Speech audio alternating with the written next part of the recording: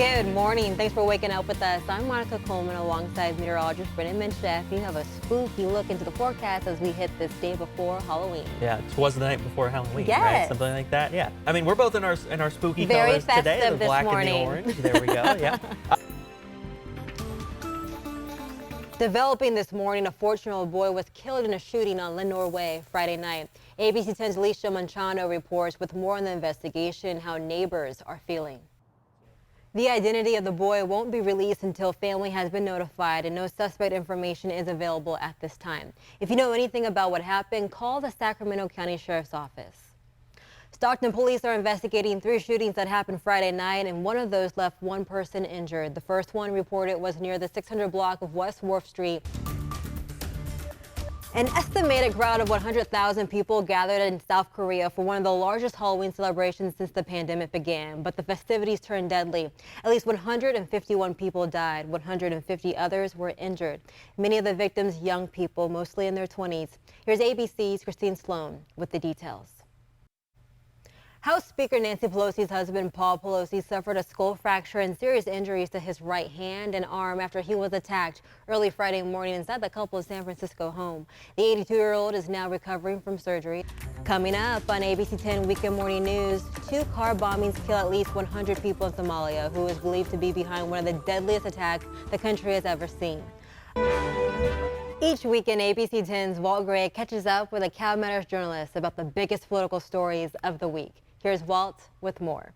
The clock reads 6:16. Here's what you need to know this morning. Close to 50 people dead after heavy rains triggered flash floods and landslides in the southern Philippines. All right, let's talk some sports. Saturday was a busy sports day here in the capital city. In case you happen to miss any of the action, ABC 10's Kevin John is standing by to fill you in. Kevin, thank you. There is still so much more to come on ABC 10 Weekend Morning News. A race to save some of the world's most important sources of fresh water and the tactics used to help the ice from melting. Mornings.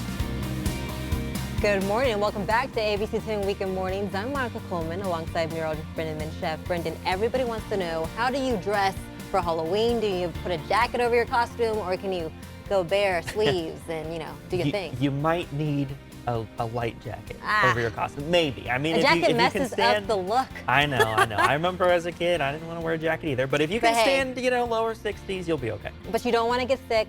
Flu season is here, so make True. sure you dress appropriately for sure. Halloween. Absolutely. Alrighty, well, we're going to check back in with you in a second, but let's talk climate change. We continue to report on climate change in this country and across the globe. Here's ABC's Ginger Z on the race to save the glaciers. Sacramento is on track to have more homicide-related deaths this year than last year. Last week, a man was shot and killed outside of a tennis club. Police called it a robbery gone wrong. Another man shot and killed at a high school football game. ABC 10's Chris Thomas spoke exclusively with the Sacramento Police Chief Kathy Lester as the city weathers another wave of violence. The owners of a Sacramento clothing and jewelry store are asking for the public's help in identifying 4 women who stole nearly $1,000 worth of items in a brazen act caught all on camera. ABC 10's Jay Kim reports from Arden Arcade neighborhood. The Sacramento County Sheriff's Office confirmed they are investigating the theft. If you have any information about the suspects, give them a call. We spoke to a member of the family who says it has been a difficult day and they do not want to talk. The lawyer tells us they are in the process of trying to claim Zeus's body. The attorney also says he believes the extensive media coverage of the case put pressure on the city and they made this decision to make everything go away. Support for Iranian women continues all over the world and right here in Sacramento in the form of peaceful protests. This was a protest that happened on the streets of Folsom Saturday afternoon. Hospitals are feeling the strain amid the highest level of hospitalizations for the flu in more than a decade, along with a growing number of pediatric patients being admitted with respiratory viruses. An estimated 880,000 lab-confirmed cases of influenza.